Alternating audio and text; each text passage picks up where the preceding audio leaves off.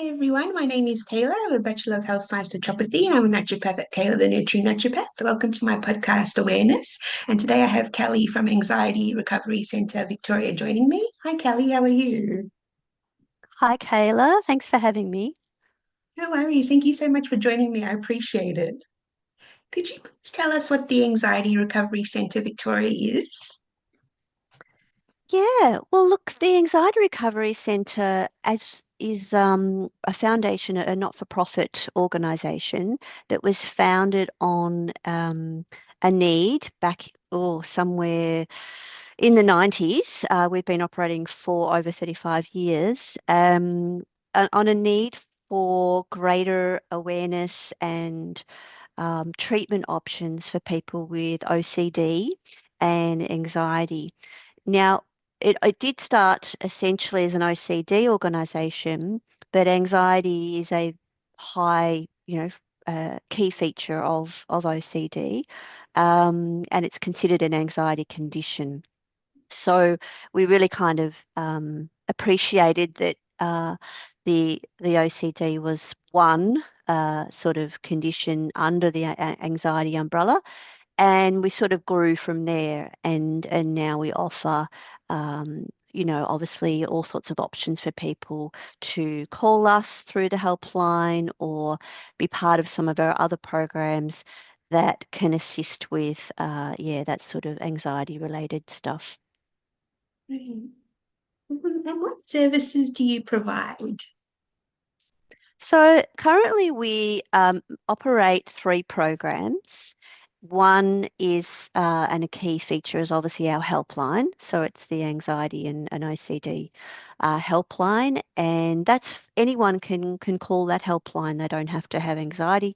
They might be people who know someone with an anxiety condition or severe anxiety. They might be wanting some more information so that they can help that person. They may be a health professional, and of course, they may be someone who suffers from anxiety. So we get a number of calls to our helpline, and that operates weekdays 10 till 7.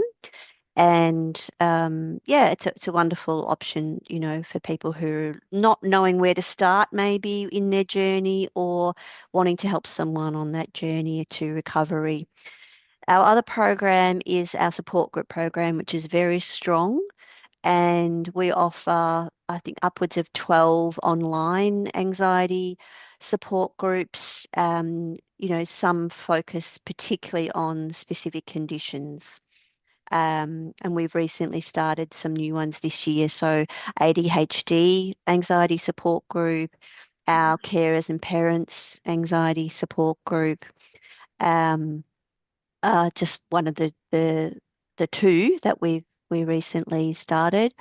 And yeah, we offer them for all sorts of things like agoraphobia and panic, um, social anxiety, um, obviously the OCD. We have a women's trauma support group, a men's anxiety support group. So, and even for some conditions that people don't know much about, but they're anxiety-based conditions like trichotillomania, which is hair pulling, and dermatillomania, which is skin picking and that type of thing, which is all based on anxiety. And people don't have to have a diagnosis necessarily to attend any of our support groups or use any of our programs. The third program we offer is actually came out of COVID, and we developed it, and it's been incredibly well supported and incredibly helpful for people. And that's our Cares for Me program. Now, the CARE actually stands for, um, let me remember, but it's essentially emotional support. But it's one-on-one emotional support for anxiety recovery. And um, it's different. Obviously, people can call our helpline, but we have a number of volunteers that support our helpline. And so they won't, they'll get different people, obviously, at different times of the day and whatnot. And I guess if they wanted to be a regular caller in, and sort of, yeah, feel that need for support, then they might have to repeat themselves, about why they're calling or that sort of a thing, because each time they ring, they're talking to a different person. So what happened so yeah, we actually worked out a program, and that's run by trained coordinators that essentially, and people can self-refer for that program, and we do have a bit of a waiting list because it's so popular. But essentially, it's an application process, it's an interview process where we gather that information from that person in need, and then we try and match them as best we can to a volunteer that we feel would be more suited to partnering with them over a period of time to support them. And so it's incredibly you know, individual kind of, option where, you can each person, if they get matched to a volunteer, can develop that relationship with that volunteer and feel supported, not ever have to repeat themselves because that volunteer knows them, gets to know them. And it's, yes, very popular.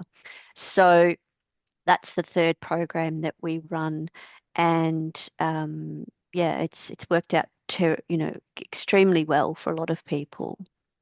Oh wow, that sounds cool because, like you said, they're getting support from that same person. It's not, changing all the time, so they've got that stability. Mm, That's mm. cool. And a lot of the time, you can imagine with anxiety, um, the essentially safety and stability are key to recovery. So Yeah, yeah. that's cool. And how can people become a member with you guys? We use prior to COVID, we did have membership, and essentially, being Melbourne and Victorian based, we were a bit smaller, and it was lovely to have people, just support us in a little way with membership, and we used to have sort of regular newsletters and things like that. We kind of discovered, post COVID, that wasn't necessarily something that a lot of people were looking for, that they, and that necessarily meant really any difference to them in the way that they connected with us. So our membership per se at the moment is essentially just a single requirement for anyone who wants to be on the board. Yeah, But it's not necessarily for just the layperson. sure, sure, that totally makes sense. And could you tell us what exactly is anxiety? I'm assuming it differs from person to person. It's very individualized. I think the experience of anxiety is always going to be individual. But essentially, it is a response to that person perceiving a threat. So we all experience stress, Yeah, um, and we know how stress presents itself. And again, that's individual. Some people feel stress in their body, like through their muscles. Some people get headaches. Some people get irritable. All of those natural stress responses that happen in the body, which raise things like cortisol levels, and that they're they're they're a human response. That stress is a human response to feeling some sort of external pressure or threat or whatever.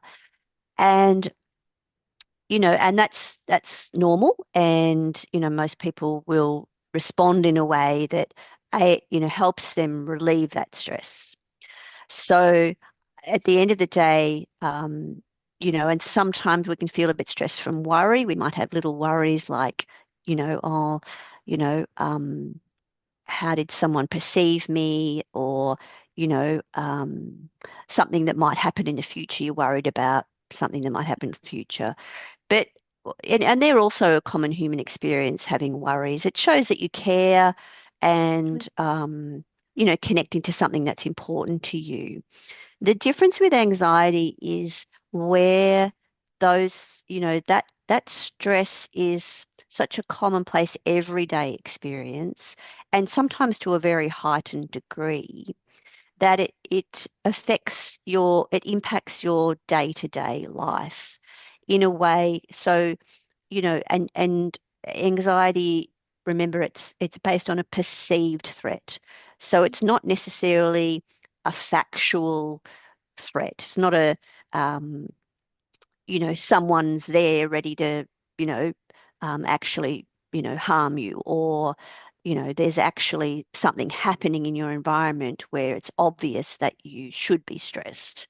So it's the perception of threat that impacts thought processes, behaviors, and obviously even bodily function. We know how that that sense of threat or stress will in different ways perhaps impact our functioning, and even if that's just our concentration levels or whatever.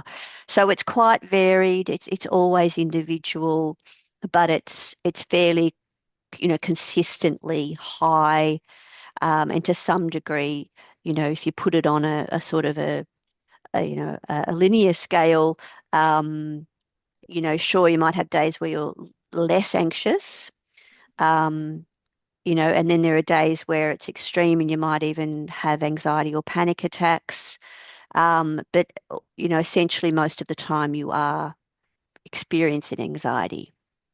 Yeah, yeah, so much. And are there different types of anxiety? And if so, what are they? So essentially, yeah,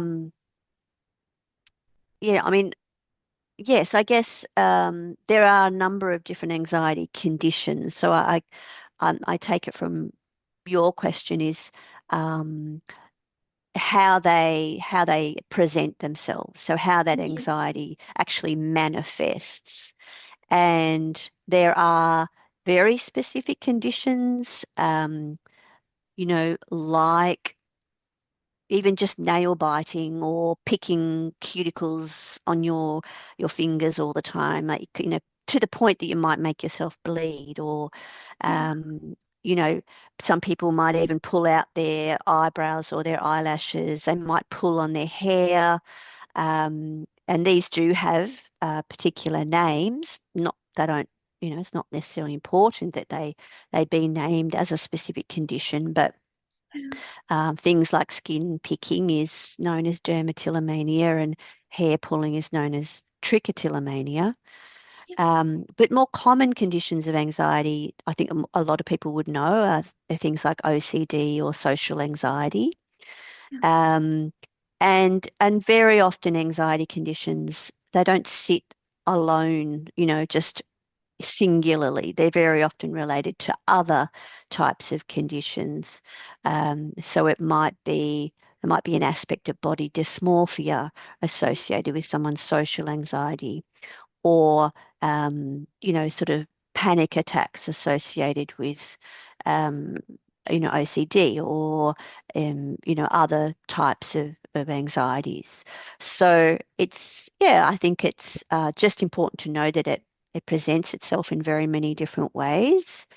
Um, and it it's important to recognize it, and recognizing it not as something's wrong with you, yeah, recognizing it, or wrong with the person that presents this way, as if we look at it a bit more kindly, it's an adaptation. It's basically a survival adaptation. yeah, So it's been it has developed out of that person's need to um, manage their stress, and essentially it's been helpful for them in their life. And I think it's just being able to recognize that as a starting point for moving into recovery is so important. yeah. I really like the way you said that. It's really cool. What is recovery? Yeah, so recovery is again an individual journey. It very often is well supported and aided by professional psychological or counseling, support people. Um, but it's obviously, some of those avenues suit people and not others, suit some, as well as, avenues like, perhaps areas like where that you manage. So helping people manage some of their maybe sleep issues, because naturally anxiety can cause problems with sleep, but vice versa. It's sort of like this vicious cycle where, poorer sleep patterns can increase anxiety. So if you're already an anxious person, you know, um, getting any kind of assistance with improving sleep um, will help you in your recovery journey from that anxiety.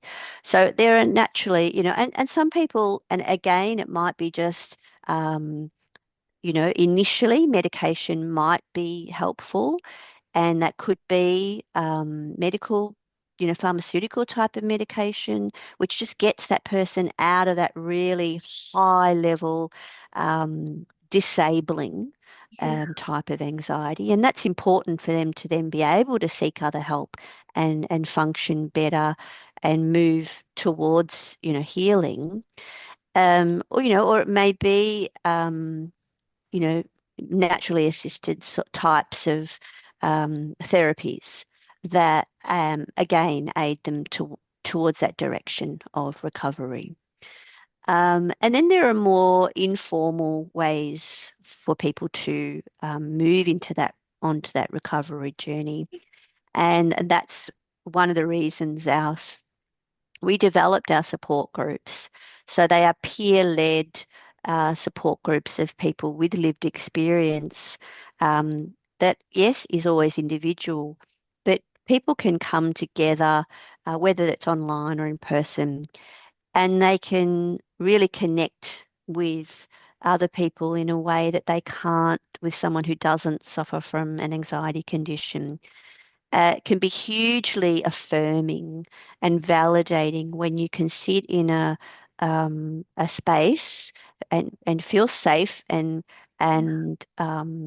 comfortable, knowing that other people get it, that you're not Yeah. alone in your experience, that other people understand, because even very well-meaning and supportive um, family or friends, they if they don't have that condition, if they don't have that present anxiety in that way, they don't really understand. Yeah. And I think that, whether it's, calling our helpline, whether it's having an emotional support person for yourself regularly, call once a week, whether it's joining a support group, if you're able to feel less alone, and if you're able to build connections, it's a real stepping stone to understanding yourself better and Mm. having more confidence to move into recovery areas.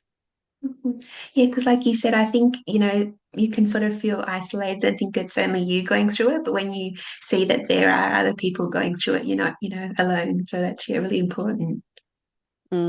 Yes. Totally.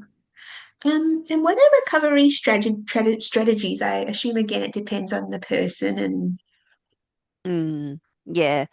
I guess, in our field, what we find the most helpful, and we have run recovery programs, which are um, overseen by a qualified professional in a mental health space.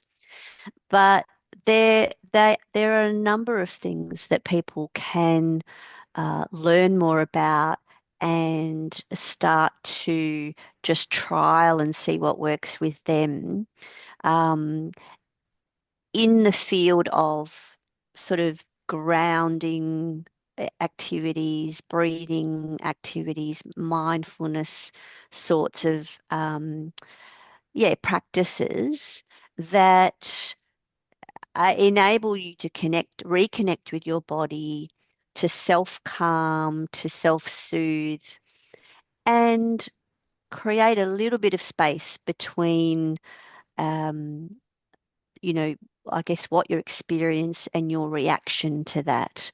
So you are able to have a little, you know, perhaps feel a little bit more in control. Because a lot of the time with anxiety, people feel a little bit like, they don't have any control of it, and they're, completely at the whim of this incredible, stressful force and impact on their body or their mind, and and it can be incredibly overwhelming.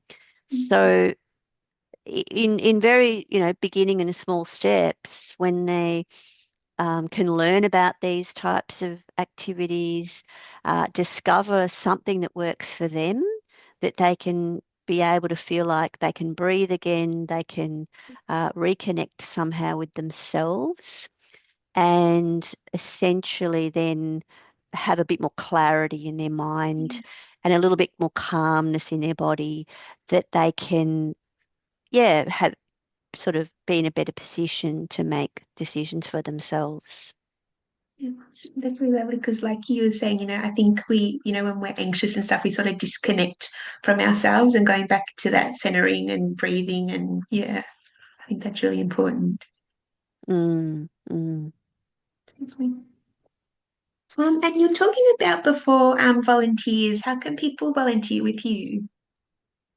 Yeah, well, we accept anyone interested in volunteering with us. We accept applications from people who are, simply people that may have had an experience themselves, a lived experience of an anxiety condition, or are, continuing to manage an anxiety condition. It's a great platform, where you feel like you may have had help, and now you feel like you could help others in their recovery journey. And in the same way, and it doesn't matter your age, it doesn't matter your qualifications. We have no prerequisite qualifications for volunteers. We do go through a normal process of obviously application. So we generally do ask for a resume, and we would interview people to sort of find out more about them and their suitability to volunteer in any of our programs. But yeah, we welcome people from all walks of life. Beautiful. Lovely.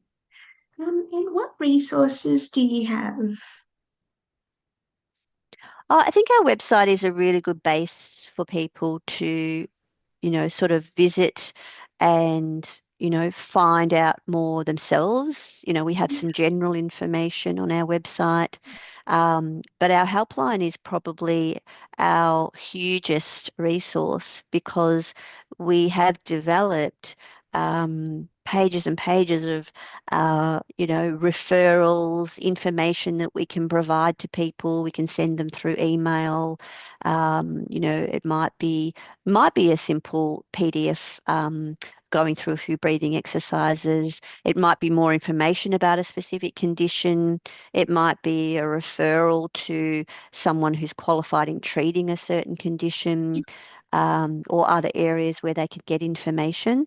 So yes, it's kind of, yeah, we've got a massive resources through our helpline. Oh, beautiful. It's amazing. And what events do you have? Sorry? What events do you have? Oh, events. Well, besides the regularity of our support groups, which are listed as our events on our website, most of them run twice a month. Some of our in-person groups, which run in different suburbs of Melbourne, may only run once a month. Um, but they're certainly a regular event. We also run a number of professional development events throughout the year, which anyone is welcome to join. So it might be mental health first aid, understanding a little bit more about, generally about mental health and how to maybe help someone who's feeling extremely stressed. At a time we run accidental counselor, which is another wonderful program that people could try to aid them in supporting someone with anxiety, or just at any time feel more confident in that space. We run suicide awareness and intervention skills programs. And we occasionally run webinars or seminars just of general information. In the same way we might, with expressions of interest, we might run a recovery program for a specific condition. Beautiful. Wow, there's a lot there. That's cool. How can people donate to your organization? Yeah, we do receive some donations, and I think for a lot of people perhaps who've come through some of our programs and want to give back, they might like to donate, or just, general public donations are always welcome because we're not for profit, and we actually don't get a Mm, lot of funding like big organizations like Lifeline or Beyond Blue. As fantastic as those organizations are, they're much bigger and they get a lot more funding. So yeah, people can contact us through our office number, or even just call the helpline and just ask you how can I help, or how can I donate? beautiful. Is there anything you want to recap or talk about that we haven't? I don't think so. I think that the hardest thing for people is that first step. They've Yeah. lived with very high levels of anxiety for a long time. And the hardest thing is taking that first step to, just reaching out for help. And I really encourage people to do that. Mm, It's obviously the sort of support you need is going to be unique to you. And that's why sometimes just contacting a helpline is the first it is a first step. And even if people are maybe not confident on the phone, we have a chat service through our website, so they can message us, can message the helpline, they could email us. So they're just wanting to start and find out more. It's a really soft first step. yeah. Yeah, and I really encourage people to do that. And that's people who may be experiencing extreme anxiety, or people who know someone or care for someone with high levels of anxiety. Yeah, yeah, well said. I think, like you said, the first step is just that reaching out and then, taking it step by step, day by day. Totally. Mm, mm. And for more information, where should people go? Look, I think, as I said, any of our sort of email options, whether it's specifically to our helpline, or support groups. But our admin email will always go to the right person. So if you're unsure, you can just, as I said, you can ring our office on the office number, which is 98300566, or you can send an email to admin@ARCVic, that's arcvic.org.au, and that will go to that'll be directed to the person, the best person to answer your email. Oh, amazing. Well, thank you for joining me today and making us more aware about Anxiety Recovery Centre at Vic. I really appreciate it. Well, thank you so much for reaching out, Kayla, and I think you're doing a wonderful thing because obviously you're passionate about awareness. The more we can learn, the healthier we can get. And, obviously mental health is definitely an important area for wellness. It so totally is. Thank you so much. Thank you for everyone for listening. Take care and bye bye.